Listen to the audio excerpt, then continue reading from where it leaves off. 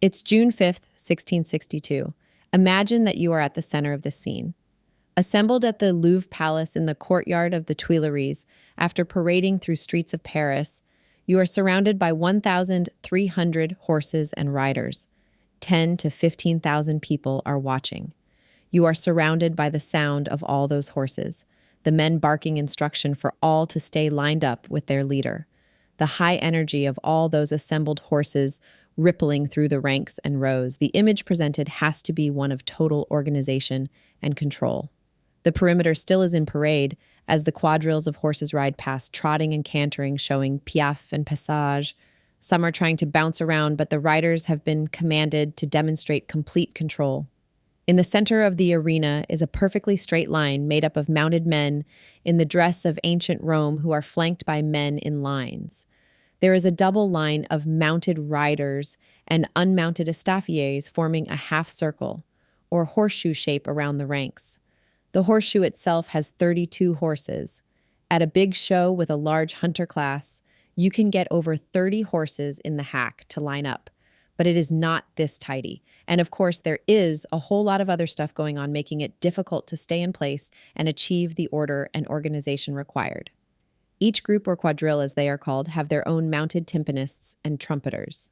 The image shows mounted riders in the first half of the fenced-in arena demonstrating movements, but grooms and pages are holding horses in those ranks in the second half of the arena. This image, crafted after the event, shows an incredible sense of order for so many horses and riders. One of the points that the young Louis XIV was trying to make by creating this carousel, known as the Grand Carousel of 1662, was to demonstrate that his very recent ascendance to power would in fact produce order for all in France. The event was billed as a celebration for the birth of the Grand Dauphin Louis's son in 1661. However, Louis XIV had another very serious goal for the carousel. Louis was 22 when he took control of France as its king in March 1661. The young king had taken control over a country that was severely racked with social and political tension, and he possessed little secure power. To strengthen his position, Louis had to continue the centralization policies he had inherited from the cardinals Richelieu and Mazarin, but in such a way as not to antagonize the already restive traditional nobility. Nobles of the sword, noblesse d'épée, were the old hereditary military nobility whose status came from warfare and feudal service, as well as nobles of the robe, noblesse de robe. These were nobles who gained status through judicial or administrative offices, often by purchasing positions. These two groups were especially prominent and contested each other for power during the Ancien Regime. They, as well other groups, had revolted in previous years in a struggle known as the Fronde, and were still unhappy with the monarch trying to centralize the country's administration, reducing their power.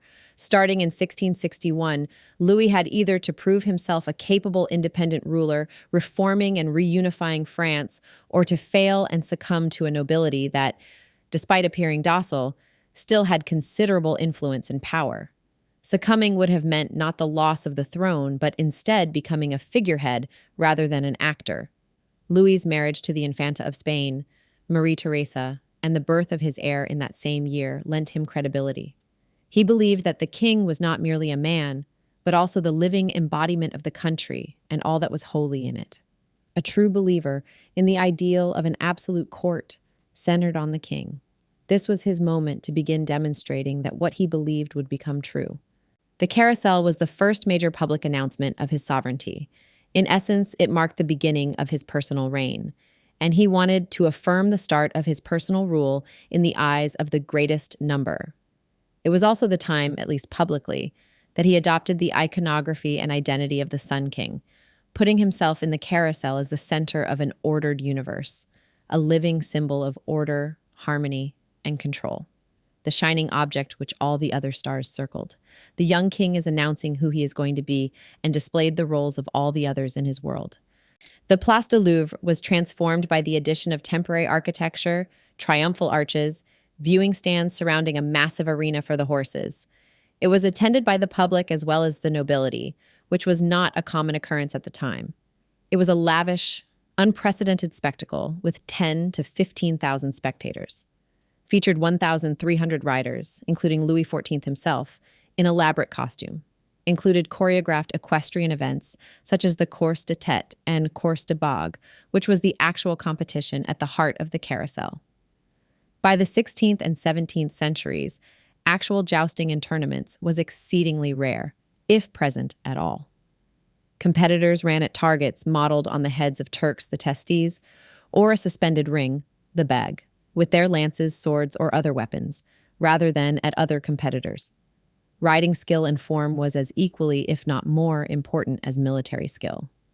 The crowd witnessed not only the king's magnificence, but also the orderliness of the nobility under his command. The event transformed the urban space of Paris into a royal theater, asserting the king's dominance over the city. The carousel exemplifies what historians call the spectacle of power, power of spectacle dynamic. The monarchy used visual culture, pageantry, costume, choreography, to produce political meaning. This was political theater. The king's body, movements, and mastery of horsemanship became metaphors for his mastery of the state. The event also created a way to bring a public appearance of discipline of the nobility through cultural influence and redefinition and visible obedience to the king. Staging an unprecedented equestrian festival in the courtyard of the Tuileries therefore allowed Louis to knit together three messages: dynastic continuity, martial competence, and courtly magnificence, at the precise moment when the nobility was waiting to see how far the young monarch would push his newfound authority. The very choice of a carousel, rather than a medieval joust, was calculated. It replaced individual combat, which fostered rivalry, with a choreographed team display in which every aristocrat moved in time to a score written by the crown. 5 quadrilles, each costumed as a different continent, revolved around the king, who appeared as a radiant Roman emperor. The geometry itself asserted that all noble glory orbited the Bourbon sun. Participation was not optional. High nobles spent fortunes on horses, brocades, and silver weapons that would be displayed for barely 2 days, an outlay that underlined their dependence on royal favor for both credit and visibility. At the same time, the event was meritocratic enough to flatter personal vanity, skill at the ring, control in the demonstrations of quadrille and high school riding, accuracy at the quintain, so long as those talents were exercised within the pattern Louis had choreographed. By converting potentially militarized and potentially adverse or negative energy into aesthetic cooperation, the carousel neutralized lingering Fronde-era resentments and rewired the warrior ethos into a courtly one centered on Louis and his authority and rule. These nobles of the sword were organized in quadrilles. Once the quadrilles reached the fenced arena, they entered one by one, in the same order shown in the engravings. Each quadrille made a full circuit of the arena, allowing spectators to see costumes, horses, and devices. Trumpets, drums, and heraldic announcements accompanied each entry. This is the moment the engravings show when the quadrilles ride around the border of the arena. Le Maréchal de Gramont is the grand marshal of the parade, and he was presented to the crowd. Next was the presentation of each quadrille. After the circuit, each quadrille halted before the royal viewing stand. The chief of each quadrille presented himself. Pages and attendants displayed the emblems and mottos. The herald proclaimed the meaning of the device. The book shows the beginning of the spectacle with the quadrilles and their support groups of timpanists and trumpeters, as well as pages, heralds, standard bearers, and costumed attendants. Parades of today would follow the same setup. Macy's Thanksgiving Day parade stages on the Upper West Side of Central Park, and officially begins at Central Park West and West 77th Street Processing down to Herald Square. These groups met at a designated place on June 5, 1662, and processed through parts of Paris on the way to their entry into the arena at Place du Louvre, Tuileries Esplanade, drawing people along with them to see the spectacle unfold. Day 1 ended with opening exercises and demonstrations, such as a variety of equestrian maneuvers and mock combats. There were demonstrations of skill riding in quadrille form, that is, group following a pattern in mirror image, and of various haute école movements, followed by symbolic exchanges between quadrilles. Equitation by this time had reached quite advanced skills in riding and training. Formal academic equitation had been published in books and practiced in aristocratic schools for over 100 years at this point, and the great display of the horsemanship skills that the aristocracy developed were displayed in the arena. The formal competitions would take place the next day. The first competition on the second day was the courses de test, The knights carrying swords or lances would gallop towards a head on a post. An effigy of a Saracen or Moor would have been a common head to spear with the lance or cut with the sword. A head with the appearance of Medusa was also popular. Each quadrille and individual would accumulate points to become the winner of the competition. In the close-up, I hope you can see the heads on the stakes along the rail, and others are on the ground near the rail. The next competition was the courses de bac. A ring was suspended in the air, and the horseman would gallop with lance in hand and place the tip of the spear through the opening in the ring. Again, points would accumulate to determine the winner. These competitions hark back for centuries in the European tradition of mounted military games of skill. Unlike the joust, there was no opponent, only precision, balance, and speed. Depicted here is Louis XIV himself running at the ring. The book shows the images of the members and various costumes of each quadrille. First are the Romans. The Roman quadrille's appearance, led by Louis XIV himself, is not trying to be historically accurate to ancient Rome. Instead, it's a Baroque interpretation of Roman imperial grandeur. The red and gray color scheme with abundant plumes and flowing scarves is pure 17th century theatrical spectacle. The inclusion of mounted timpani, kettle drums, and trumpeters was a standard feature of Baroque cavalry displays and would have added both visual and auditory majesty to the performance. Just looking at these 4 horses and riders, I think about the army of people that prepared all this. The timpanists and the trumpeters have different outfits from each other, and the horses are wearing different trappings with different treatments for mane and tails. The colors and plumes are unifying as well as the Roman eagle. But how many grooms labored for how many hours just to produce these 4 horses? Louis' device shown here harkens back the famous motto of Julius Caesar, Vini Vidi Vici, I came, I saw, I conquered. Louis XIV connects himself to Caesar with the similar, Ut Vidi Vici, as I saw, I vanquished. Equestrian imagery dating back to antiquity was a ubiquitous visual device in the early modern landscape, specifically serving to connote power and prestige in portraits, battle scenes, and processionals. The commissioning of a public equestrian statue was considered the highest tribute ancient Romans could pay an exceptional man, and early modern princes sought to emulate this practice, demonstrating their value of the horse as worthy to honor and grace a ruler. By visually associating themselves with esteemed classical figures or Roman emperors, rulers projected an image of inherent timeless authority. Louis XIV, in the Grand Carousel, dressed as a Roman emperor, blending the French monarchy with ancient tradition. The estaffier is a domestic attendant, often armed, who carried the cloak and weapons of his master. Frequently seen in courtly processions, military entourages, or ceremonial roles. A palefrenier was a groom or stable hand, so these would be Roman-themed horse handlers, grooms of the quadrille. Again, how long did it take to get his white horse ready for the parade? I'm sure all the manure stains were cleaned off, and the artist makes sure that we can see how full and perfectly detangled the tail with its fancy ribboning. Quite an extravagant plumage display on the mane really sets off the horse's caparison, giving tribute to ancient Roman glory. The grooms themselves present the horse in the levade. Not the easiest thing to do, but by the 1660s, horsemanship has a very important role in French noble society. The pages wore the same fabrics and colors as the preceding officers of the quadrille, except that their bodices were of gold brocade embroidered with silver scales, and the lambrequins, both at the tops of the sleeves and around the belt, were cut into scales of fire-colored satin, embroidered in gold and lined with silver tulle. Their horse trappings were of fire-colored satin embroidered in gold. Pages were young nobles who were knights in training, learning horsemanship, weapons handling, and other skills. Louis XIV. Louis affirmed the value of this training by reorganizing and expanding the royal schools for pages, such as those of the Grande Écurie, institutions which offered a curriculum virtually identical to that of the noble academies of this time in Italy and France. His father, whose chief écuyer was Antoine Pluvinel, developed a training system for nobles that placed equitation at the core of noble education. By the late 17th century, qualities like grace, sprezzatura, and cultured refinement became crucial and necessary markers of the refined nobleman, reinforcing social differentiation among the elite. The quality of one's riding was very important to one's social status. The aide-de-camp was a senior assistant or lieutenant to the chief of the quadrille.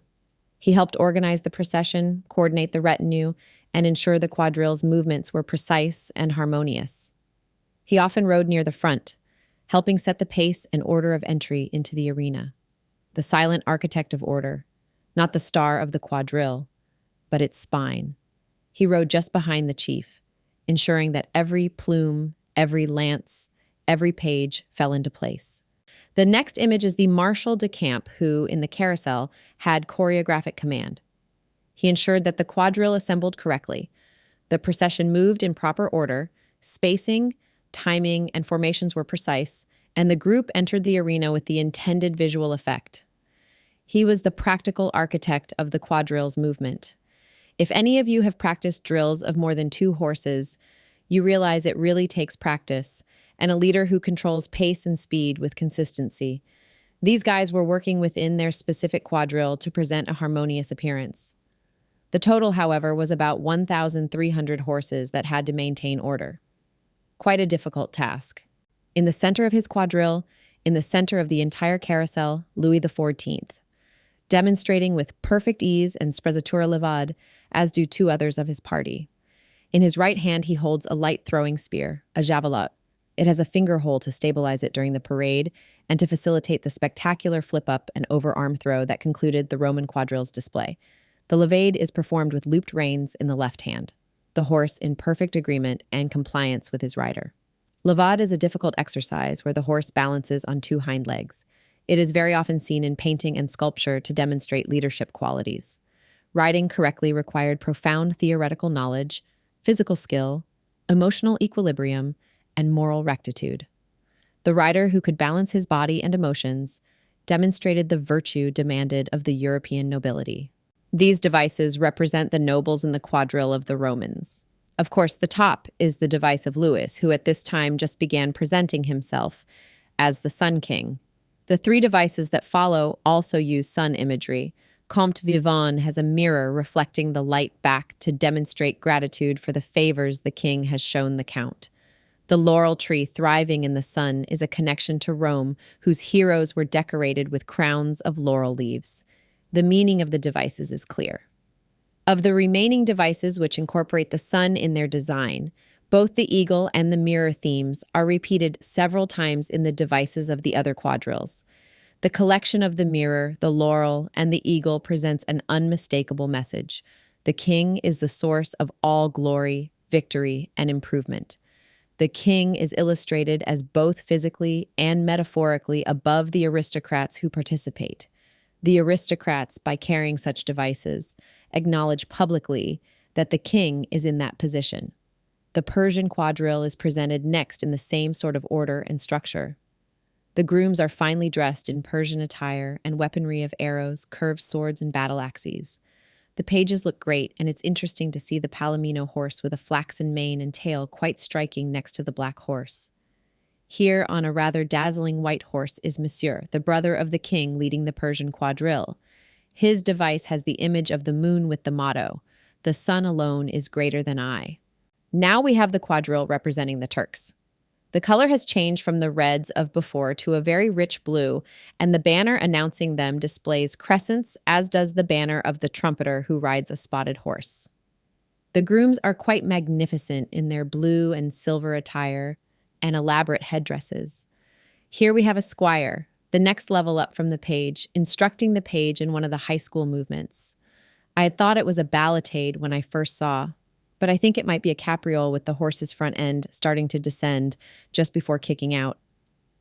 The wings the equerry wears are likely inspired by the winged hussars, cavalry, of Poland-Lithuania, who were famous for wearing large wings made of wooden frames covered with feathers. The Ottoman Turks and these winged hussars had a long history of military encounters, so this might be a reference to that martial history, though reinterpreted through French Baroque theatrical style. The lion skin on the horse of the écuyer is particularly symbolic. It's almost certainly a reference to Hercules, who wore the skin of the Nemean lion as a symbol of courage and invincibility. Using this classical reference on a Turkish-themed quadrille shows how the French court mixed classical mythology with their interpretations of other cultures. The horse's head emerging from the lion's mouth creates a powerful visual metaphor combining strength, lion, with the controlled power of the trained horse. The equire's role as instructor shown teaching demonstrates the important role of these riding masters in passing on both technical skills and noble bearing to the next generation. The upright whip would have been a symbol of authority and instruction rather than punishment. As Yuval Noah Harari points out, for all men of noble birth, their story begins not with birth, but with their entry into the martial world, into history, and the boundary of history is often marked by the horse. Mounted cavalry service was part of their definition of masculinity and nobility. The young page performs his movement with the horse while carrying a lance and a shield, and is demonstrating his horse and weapons handling skills. This instruction taught that true excellence, noblesse, lay in performing complex mounted activities so effortlessly that spectators would believe the horse was so kind and well-trained that it is working all by itself of its own volition and almost like a miracle of nature. Here we have the leader of the Turkish Quadrill, Louis II de Bourbon, Prince de Condé, the Grand Condé, who is most interesting and very important to Louis XIV's plan. He was one of France's greatest military commanders, winning major victories in the 1640s. However, he had rebelled during the Fronde, fought against the crown, gone into exile, and even commanded Spanish armies against France. He was pardoned only in 1659. By 1662, he was back at court, but his loyalty was still a question mark. Louis XIV needed to display Condé's submission to Louis's authority publicly. In 17th century French court allegory, Turks represented formidable military power, exotic otherness, and sometimes political threat. By placing Condé at the head of the Turkish Quadrill, Louis XIV was saying, "Here is the great warrior who once opposed me, now leading a foreign nation under my command." By giving Condé a starring role, but not the starring role, Louis XIV was rewarding his return to loyalty, displaying royal clemency, and reminding everyone that even the greatest general of France now rode under the king's command. It was reconciliation as choreography. The next quadrille brings us to greater exoticism and represents East India. We see very bright colors, feathers from exotic non-European birds, jewels and jewel tones, pearls, all representing East India's wealth, wonder, the far reaches of the world. The extravagant use of feathers in both rider and horse headdress was likely inspired by French interpretations of Indian Maharajas and their court regalia. The silver, gold, and blue color scheme would have created an extremely rich visual effect, especially in sunlight. The use of feathers at the shoulders and waist of the bodice shows how French costume designers were interpreting exotic Eastern dress through their own Baroque theatrical lens. In the symbolism of the time, it showed opulence without any weight or danger to the crown. I wonder if there is symbolic value to the image of the grooms whose horse is not balancing on its hind legs in a passade or levade, showing grace and majesty, but is on its forehand kicking out in response to the archery bow of the nearby groom. The pages, however, are both in passade and crossing javelin with lance. The leader of the quadrille was Enghien, the son of Prince Condé. He is shown in an elegant levade, but the quadrille is softened, more ornamental than the Turk's quadrille of his father. The political message was the House of Condé is restored, but beneath the king and monsieur. It encodes dynastic continuity, but under royal supervision. We come to our last quadrille, the most distant, the most exotic, the least at this time significant, the Americas. France had been forming colonies in New France, now Canada and the Caribbean. One can imagine the stories of French traders and trappers that came back to the continent. The grooms are clothed in animal skins, bedecked with leaves and vines. They don't carry elegant javelins or lances, but rough-hewn clubs. The horse is dressed in animal skins and rendered to be exotic by having a horn like a unicorn. The page on the bay horse who is misbehaving and bucking is the opposite of the other horses shown who are under the control of the elegant and masterful rider. These savages barely manage their mounts. He also wears a beaver on his head and has lost his stirrups. How uncivilized can you be? The marshal's costume is shaped like feathers, and his horse's trappings are still animal skins. The King of the Americans shows some more elegance climbing out of the imagery of out-of-control nature.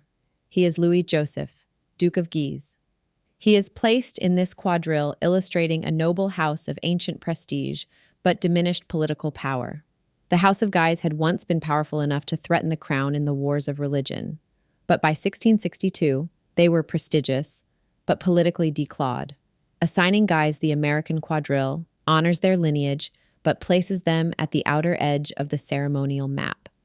The horse's saddle pad is still animal skin imagery, but made more elegant by the gold and green trim and lion head. However, he is wrapped in imagery of serpents and dragons. His horse's mane and tail writhe with snakes. A belt of serpents coils at his waist. The tail itself emerges from the jaws of a golden dragon. To a 17th century audience, this was not chaos. The snakes are not attacking. They are braided, arranged, controlled. It was chaos mastered. The Americas were imagined as the farthest edge of the world, a realm of raw, untamed nature.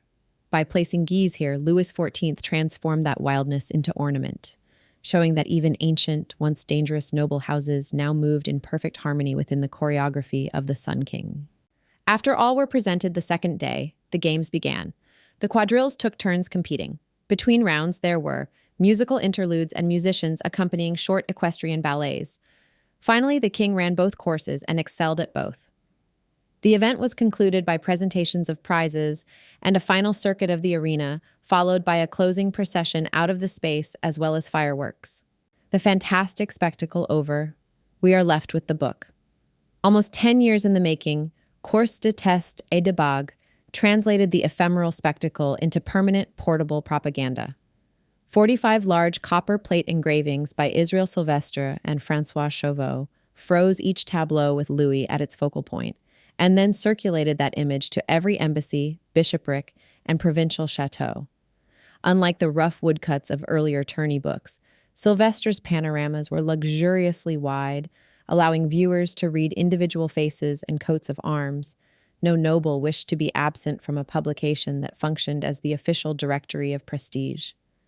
Captions recorded not only the winners of each contest, but the exact order of appearance, silently codifying a hierarchy that Louis himself had arranged. Possessing the book thus became a reminder and a warning of where one stood in the new absolutist order.